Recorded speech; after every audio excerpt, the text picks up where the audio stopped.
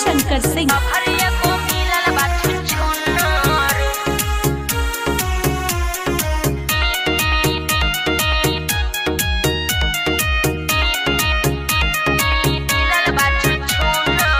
कटक पल भर एगो मिलल बा छुछुनर।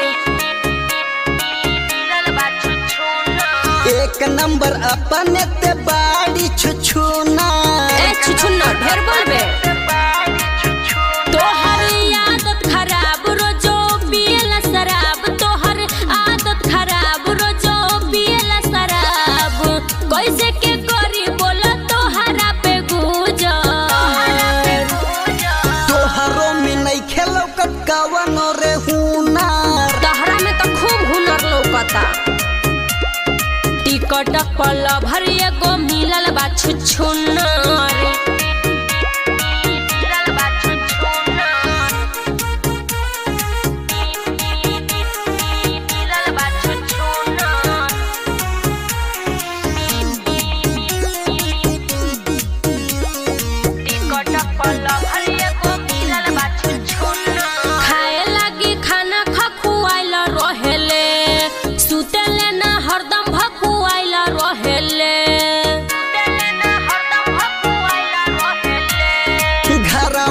हमारा तू रखत रहलू छतिया से एनी टाइम साटत रहलू।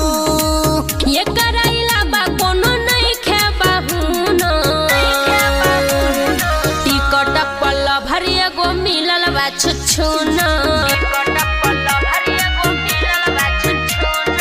एक नंबर देहु त बाड़ी छुछुनर। छुछुनरा कहीं के भागला कि ना।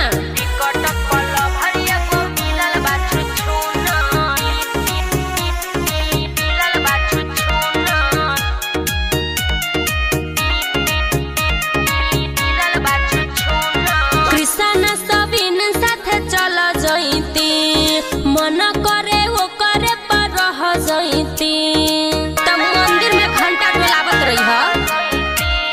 मिथलेश प्रेमी जैसन मजा न मिली। सुख जाई कहियो जवानी न खिली। सुमन सोना लेके घूमे फॉर्च्यूनर। टिकट पल भर एगो मिलल बा छुछुनर। एक नंबर देहु त बाड़ी छुछुनर। मुंह पर चोकर छीट दे चाट के मर जेबो। देखिए दोस्तों कैसे हो रहा है शूटिंग भोजपुरी गायक मिथिलेश प्रेमी का। आप लोग देख सकते हैं जिला सीतापुर से। और ये वीडियो देखिए शूटिंग कर रहे हैं मिथिलेश प्रेमी जी। और आप लोग देखिए इसी तरह से होता है ऐसे गानों का शूटिंग भोजपुरी गानों का। और ये गाना आप लोगों को एंजल म्यूजिक पे मिल जाएगा। रिलीज हो चुका है।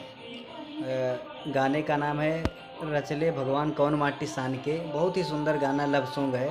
इसका वीडियो आप लोग जाके एंजल म्यूजिक पे देखिए। और बहुत ही सुंदर गाना है। आप लोग देख सकते हैं कैसा ये वीडियो शूटिंग हो रहा है।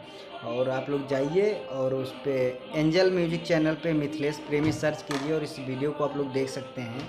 बहुत सारा गाना है। आप लोग जो मिथिलेश प्रेमी का शूटिंग देख सकते हैं, गाना देख सकते हैं किस तरह से होता है शूटिंग। देखिए कितना रोमांटिक सॉन्ग जो बहुत ही प्यारा गाना है।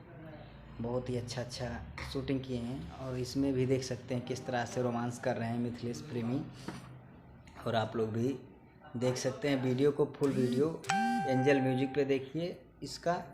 और इस गाने का नाम है रचले भगवान कौन माटी सान के। सर्च कीजिए मिथिलेश प्रेमी आ जाएगा। बहुत ही सुंदर गाना है। देख सकते हैं लोकेशन एकदम बहुत ही बिंदास है गाना। देखिए किस तरह से रोमांस कर रहे हैं मिथिलेश प्रेमी। और एक्ट्रेस नेहा जी हैं साथ में। बहुत ही बिंदास गाना है। देख सकते हैं अभी शूटिंग हो रहा है तो अलग अलग से तरीके से करते हैं। देखिए क्या बात है। जय हो। आप लोग ज़रूर देखिए।